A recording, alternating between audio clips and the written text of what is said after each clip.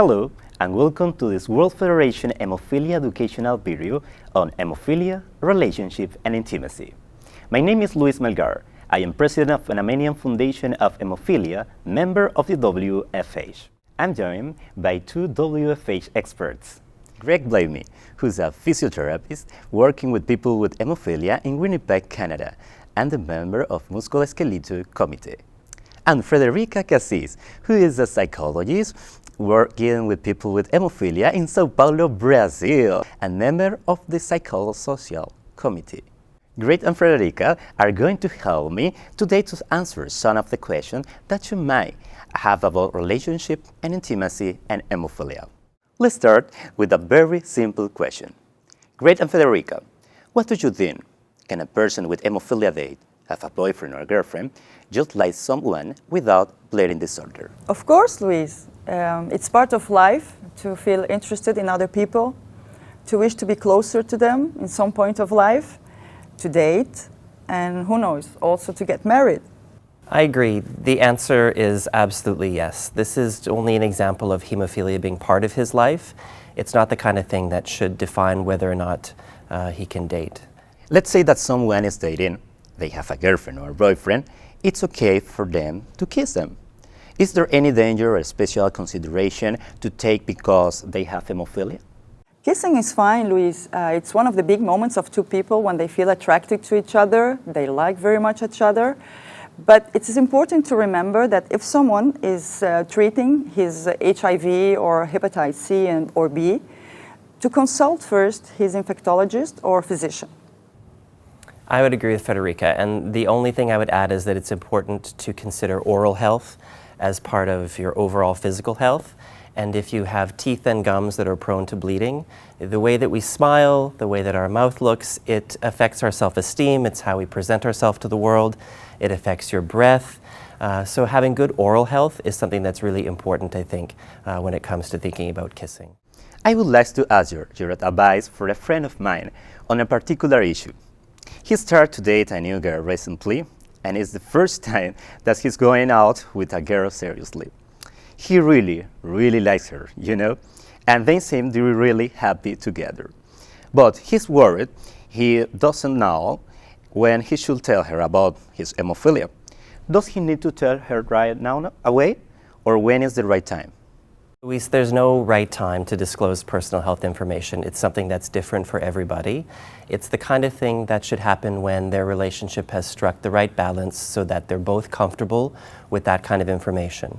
And it seems, Luis, that your friend has been going out for a while now, and you feel that he feels the need to talk and disclose. So, because it's an important part of his life, hemophilia.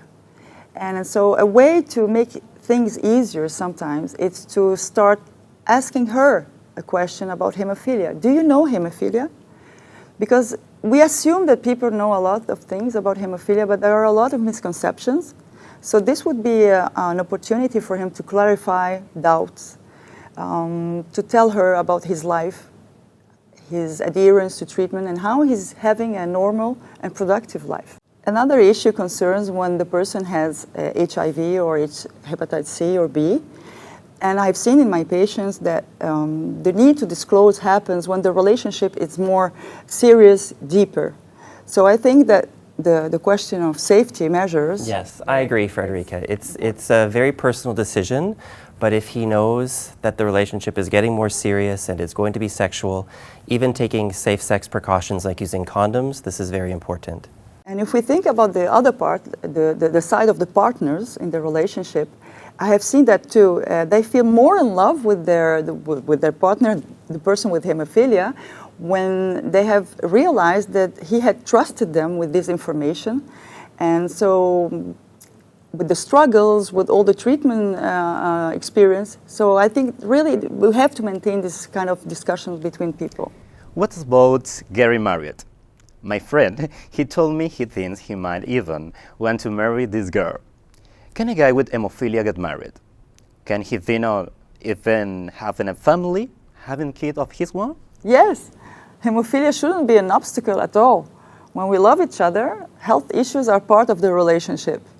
And when we get married, we never know what's going to happen, you know, in terms of health issues or any other aspects of life. Mutual support is so important.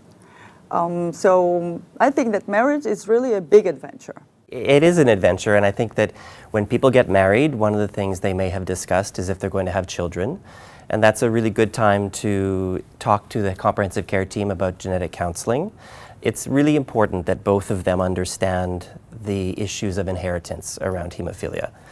I mean, to put it in a simple way, for a man who has hemophilia, if he has daughters, they will be carriers of the disease, and if he has sons, they'll be free of the disease. But if the woman happens to be a carrier, they need to know that each of the daughters would have a 50% chance of being a carrier, and each of the sons would have a 50% chance of having hemophilia. It can be very complicated to understand, and I think that a genetic counselor can help all of that make sense. And in fact, if anybody has more questions after they watch this video about any of the things that we've been discussing, talking to a member of the comprehensive care team that they feel most comfortable with, a physio or the psychologist or anybody else, is a good thing to do, because that person can either give them the answers or help them find the person that can give them the answers that they need. Federica and Greg, I want to thank you for this conversation today. You answered some important questions that I think a lot of people with hemophilia have been wondering about. I hope that you enjoyed this short video. If you have more questions about bleeding disorders, relationship, and intimacy, please let us know. We would love to hear from you.